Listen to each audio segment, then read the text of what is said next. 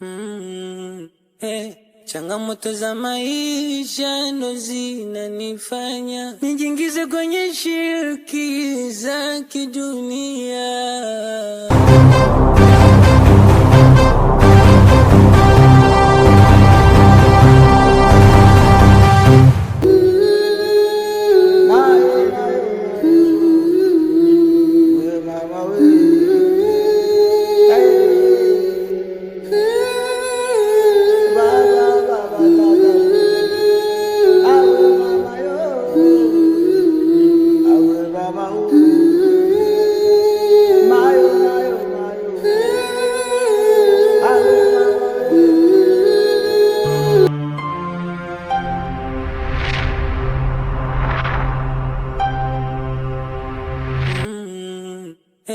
Changamoto za maisha ndo zinanifanya nijingize kwenye shirki za kidunia.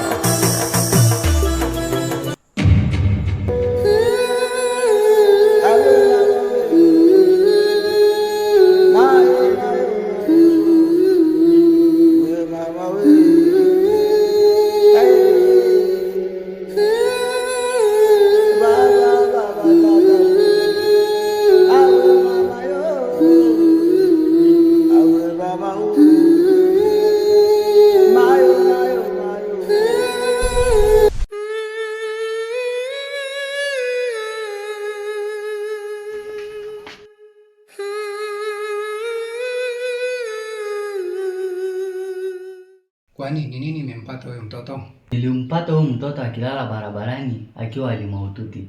Hivyo nikamkimbiza hospitalini. Kaka, naomba unisubiri.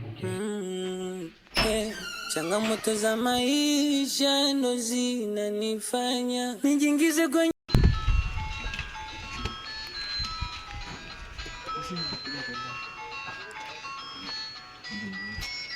Sasa ni nani ananipigia saizi?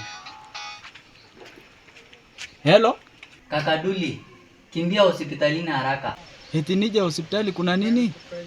Nilimpata mwanao barabarani akiwa alimaututi. Nikamkimbiza hospitalini. Hivyo naomba tafadhali unikute hospitalini. Sawa, niongoje hapo hapo, naja saizi.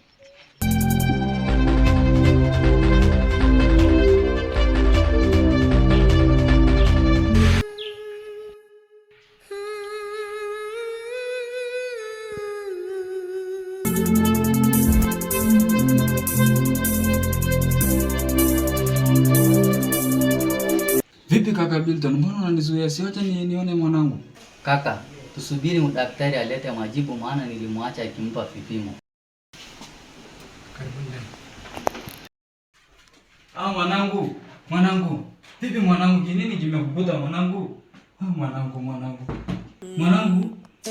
Changamoto za maisha ndo zinanifanya nijingize kwenye shirki za kidunia. Ngana na vipimo nimempa inaonekana ana ugonjwa wote. Yaani kwa kweli daktari, yaani unaniambia mwanangu hana ugonjwa yote na unamuona jinsi anapolala hapa. Yaani daktari, uniambie tu ukweli.